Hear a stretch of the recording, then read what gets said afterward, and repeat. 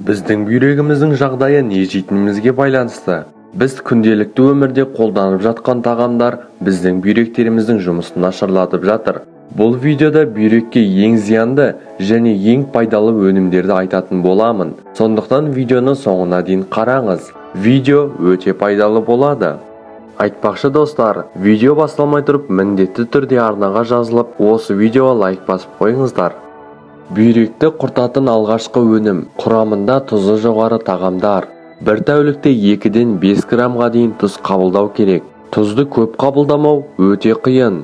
Егер біз ешқандай тағамды тұздамасақ та, тәжірибе көрсеткендей, қарапайым тағамдармен, тіпті өте пайдалы дәнді дақылдармен, тұздалмаған көкөністермен біз күніне шамамен 2 грамм натрий аламыз. Натрийдің жоғары дозаларын тым көп қолдану уақыт өте келе, бүйректеріміз бен олардың жасушаларының ұлғаюына келеді.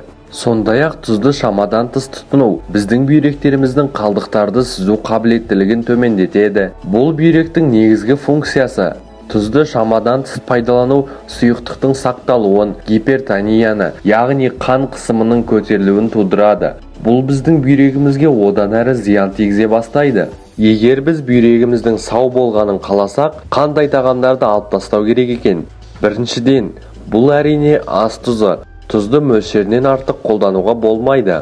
Сондай-ақ құрамында натрий өте көп өнімдерден аулақ болу керек. Олар кез келген өңделген еттер, шұжықтар, сосиска және консервіленген өнімдер. Бұларға көп мөлшерде тұз қосылады. Тұздалған қияр мен қызанақ әрине өте дәмді, бірақ оларда тұз өте көп. Келесі, бүйректі және бүкіл ағзаңды улайтын өнім бұл алкоголь. Алкогольді шамадан тыс тұтыну біздің бүйректеріміздің жұмысының бұзылуына келеді. Ал алкоголь бүйректің құрылымы мен қызметіне тікелей әсер етеді. Егер біз алкогольді көп ішетін болсақ, бүйрек түтікшелері көбейеді. Бұл бүйрек жеткіліксіздігін тудырады және бүйректің өте маңызды электролиттерді қайта сіңіру қабілетін төмендетеді. Келесі, алкогольден де қауіпті өнім бұл қант. Шынында да қант біздің денемізді бұзады. Бір қатар зерттеулер көрсеткендей, егер адам тек 2 стакан тәтті, газдалған сусын ішсе, онда бұл бүйрек функциясының айтарлықтай төмендеуіне әкеледі. Қанттың көп мөлшері бүйректің сүзу қабілетін төмендетеді. Осылайша бүйректің ыдырау өнімдері мен әртүрлі улы заттарды жою қызметі төмендейді. Сонымен қатар қантты өнімдер бүйрек тастарының пайда болуына себеп болады. Қант тек бүйрекке ғана емес, бүкіл ағзамызға зиян келтіреді. Бұлар біздің бүйректеріміз үшін ең зиянды өнімдер. Олар міндетті түрде рационнан шығарылуы керек. Енді біздің бүйрегімізді жақсартатын өнімдер туралы айтайық.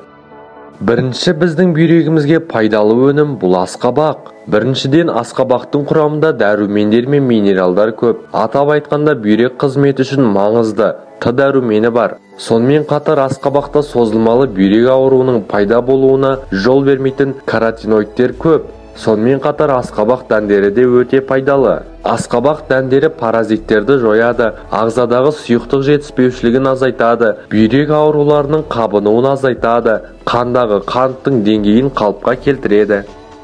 Келесі пайдалы өнім бұл брокколи. Брокколи біздің бүйректерімізге өте пайдалы. Брокколидің құрамында антиоксиданттардың өте көп мөлшері бар. Бұл бүйректің жасушаларын қорғайды және олардың жаңаруына көмектеседі. Сондай-ақ брокколи біздің бүйректеріміздің жұмысына қажетті дәрумендер мен минералдардың өте бай жиынтығы.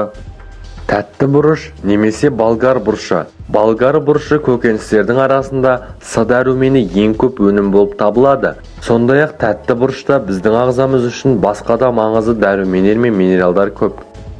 Соңғы өнім көкжидек. Құрамында антиоксиданттар көп. Бұл біздің бүйректеріміздің түтікшелерін қорғайды. Бұл олардың жұмысына өте жақсы көмектеседі. Айтпақшы достар, сіз осы өнімдермен келіссеңіз, міндетті түрде комментарияға жаза кетіңіз. Сіз бүйрекке пайдалы басқа қандай кеңес бере аласыз? Бөлісіңіз, айтыңыз. Мен сізге арнамдағы басқа видеоларды көруге кеңес беремін. Видео пайдалы болса арнаға жазылып алыңыз. Осы видеоға лайк басып кетіңіз.